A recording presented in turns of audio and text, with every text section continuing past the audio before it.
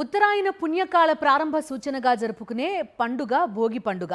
దక్షిణాయన పుణ్యకాలం చిట్ట చివరి రోజు కూడా భోగియే.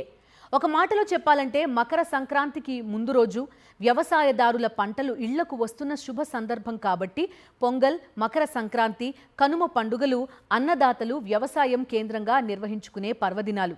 ఈ సంబరాలను పురస్కరించుకుని ప్రజలకు శుభాకాంక్షలు తెలియజేశారు ప్రధాని నరేంద్ర మోదీ. ఢిల్లీలో పొంగల్ వేడుకల్లో పాల్గొన్నారు ప్రధాని నరేంద్ర మోదీ. ఆయన కేంద్ర మంత్రి ఎల్ మురుగన్ నివాసంలో జరిగిన పొంగల్ వేడుకలకు హాజరయ్యారు. గోవులకు పూజ చేసి ఆ తరువాత పొంగలి వండారు. ప్రధానితో పాటు కేంద్ర మంత్రులు, ఇతర బీజేపీ నేతలు కూడా పాల్గొన్నారు. తమిళనాడు సంస్కృతి సంప్రదాయాలు ఉట్టిపడేలా పొంగల్ వేడుకలు నిర్వహించారు. ఆ తరువాత అక్కడి ప్రముఖులను ఉద్దేశించి ప్రసంగించారు ప్రధాని. దేశ ప్రజలకు మకర సంక్రాంతి, పొంగల్ శుభాకాంక్షలు తెలిపిన ప్రధాని మోదీ పొంగల్ అంతర్జాతీయ వేడుకగా మారిందన్నారు. రైతులు ఎంతో కష్టజీవులని ప్రశంసించారు. पोंगल एक ग्लोबल फेस्टिवल बन चुका है।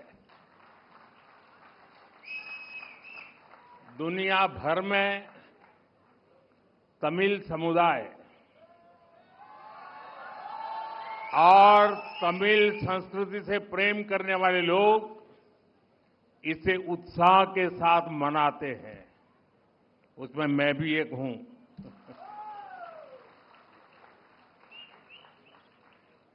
इस विशेष पर्व को आप सभी के साथ मनाना मेरे लिए सौभाग्य की बात है। గుజరాత్ అహ్మదాబాద్ లో ఉత్తరాయణ్ కైట్ ఫెస్టివల్ సందడిగా సాగింది. కైట్ ఫెస్టివల్ లో పాల్గొన్న కేంద్ర హోంమంత్రి అమిత్ షా స్థానికులతో కలిసి పతంగులు ఎగురవేశారు. ఇందులో నగరవాసులు కూడా భారీగా పాల్గొన్నారు. ప్రతి ఏటా ఇక్కడ జరిగే పతంగుల పండుగలో పాల్గొంటూ ఉంటారు అమిత్ షా. ఈ సందర్భంగా ఆయన ప్రజలకు సంక్రాంతి పర్వదిన శుభాకాంక్షలు తెలియజేశారు.